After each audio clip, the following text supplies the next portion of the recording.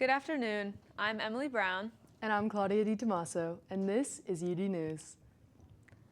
Delaware's unemployment rate moved even higher yet again this past August. The unemployment rate for August went up 4.3% compared to the 3.7% it was in July. Tom Doherty, the chief of the Office of Occupational and Labor Market Information, says the unemployment increase is a 2025 trend. However, local unemployment numbers were all higher in August with the exception of Newark. Delaware has become the first state to join the OpenAI certification program alongside major employers like Walmart and John Deere. This will allow Delaware students, teachers, and workers to demonstrate AI fluency at multiple levels, from basic workplace applications to advanced skills. In the coming months, the Office of Workforce Development will work with schools, colleges, and employers to identify pilot sites for certification programming with the statewide access at the forefront of its work. The Delaware AI Commission will develop recommendations on the framework of this sandbox to the General Assembly by January 2nd, hoping the program will be launched by the end of the year. The Delaware Community Foundation announced a $13.1 million grant to the Delaware Center for Cognitive Research this week.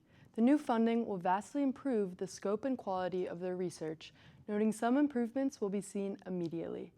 The new funding will also help expand the number of researchers that can do work at the center and allow for more purchase of an MRI machine. The funding, spread over the last 5 years, marks the largest ever investment into Alzheimer's disease research in Delaware. Morris Library is celebrating the infamous decade where hair and skirts got shorter, radio and silent movies captivated the masses, and automobiles brought energy to the streets. Christian Watson went to learn more about the story.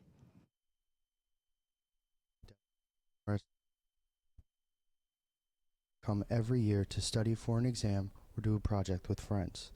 On your next visit, come to this little corner of the information room to check out the latest exhibit from the university's Department of Special Collections called An Age of Excess: Art, Technology, and Style of the 1920s, which celebrates the 100th anniversary of F. Scott Fitzgerald's The Great Gatsby, as well as the decade of decadence in which it was written. Flappers, jazz, and Art Deco are quintessential elements of the 1920s, but the decade also saw the emergence and/or development of many aspects of what we now consider modern culture. This includes mass media in the form of film and radio, advances in transportation like cars and planes, and the increase in availability of technologies such as refrigeration and products such as sliced bread, said Petra Clark and Hilary Kativa, two of the organizers of this exhibition. Just enter the library, turn right, and check out the display cases. This case focuses on the legacy of the novel The Great Gatsby, and these four focus on interesting aspects of the 1920s, including movies and radio, fashion, and Art Deco. When I asked Petra and Hillary why they decided to do this exhibit and what makes it important, they said that all of their goals with all of the exhibitions are to introduce visitors to the wide variety of resources available here at the University of Delaware's Morris Library. The library is a great place with so much under the surface for those who want to look. So the next time you come, check out the display cases and get a better idea of all of the cool and unique resources you have at your disposal. I've been Christian Watson for UD News. Back to you, Claudia and Emily. Good afternoon, Blue Hens. I'm Kayla O'Hara with your weather. Checking up on this weather at this hour, it's 81 degrees with partly cloudy skies with a high of 84 and a low of 65 degrees. Tomorrow, expect similar weather with a high of 83 and a low of 69 degrees. Let's take a look at the 7-day forecast for this week. Thursday, expect some morning showers, with later on scattered thunderstorms, and the rest of the week looking warm and partly cloudy. Sunday is looking to be the pick of the week with mostly sunny skies, with a high of 83 degrees and seeing cooler temperatures into next week. Back to you, Claudia. I'm Kayla O'Hara. This week is National Hazing Prevention Week, and University of Delaware's officials are using this time to educate students about hazing and how it's harmful to the whole community. Hazing isn't just against university policy, it's illegal in the state of Delaware. Hazing is covered by the amnesty policy, meaning students who come forward will not face charges for being involved. This is an important reminder that if you see something, say something. It could save somebody's life. UD researchers and collaborators have developed a new catalyst to accelerate upcycling of plastics. This research has developed a new type of catalyst that enhances conversion of plastic waste into liquid fuels more quickly and with fewer undesired byproducts than the current methods. This is helping to pave the way towards more energy-efficient methods for plastic upcycling, reducing plastic pollution, and promoting sustainable fuel production. Ultimately, the team hopes to collaborate with industry partners to turn a plastic waste from a problem into a resource, converting it into fuels and chemicals that not only help the environment, but also bring economic value to local communities.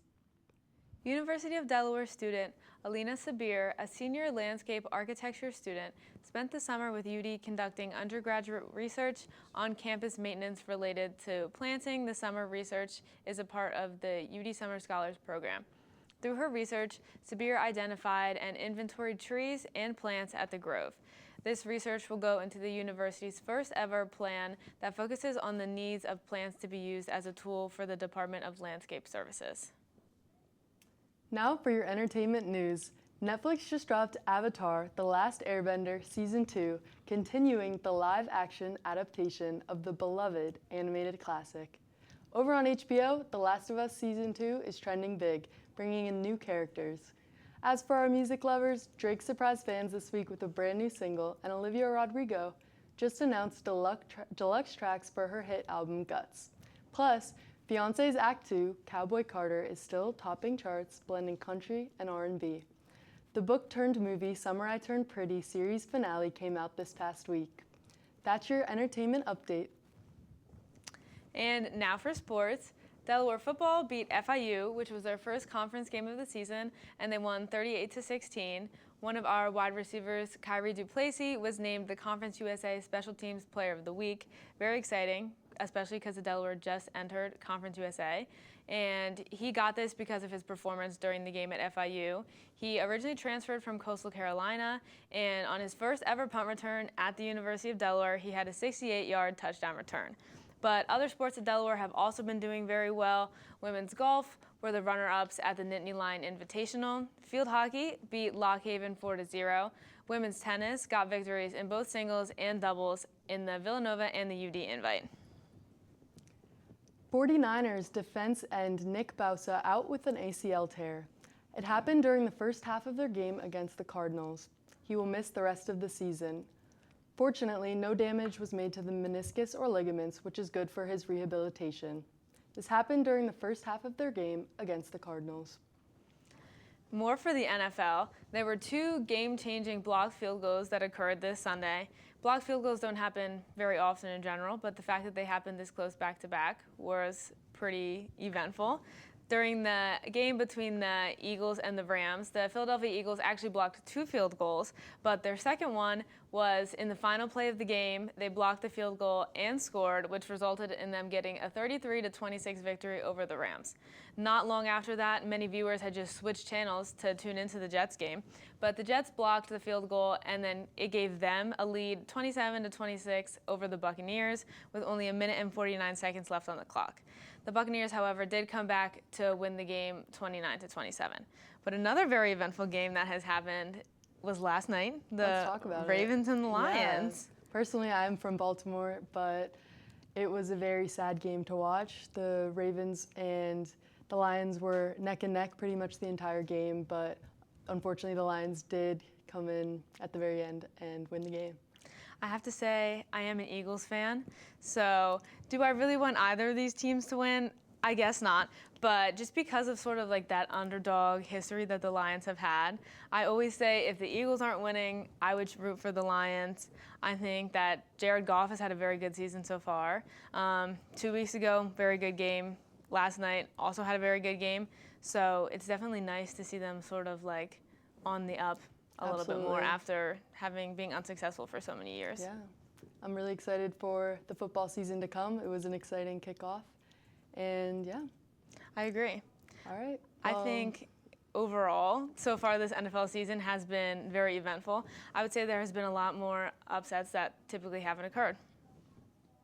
But that's what we have for this afternoon. Thank you for watching from UD News. I'm Emily Brown. And I'm Claudia Di Tommaso. Have a great day.